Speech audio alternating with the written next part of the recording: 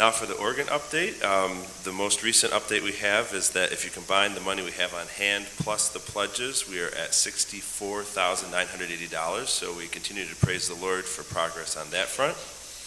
Now for the piece I'm playing, if you opened your bulletin, saw Guillemot and got excited, I'm sorry. My wife said it was boring, so I've picked another piece.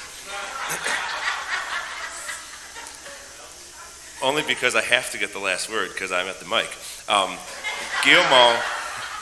Guillemot's a really important French composer. He toured the United States in 1904, right around when the organ was built. He was like the rock star of the early 20th century, and he's a really important person for us organ players. I'll play some of his music some other time.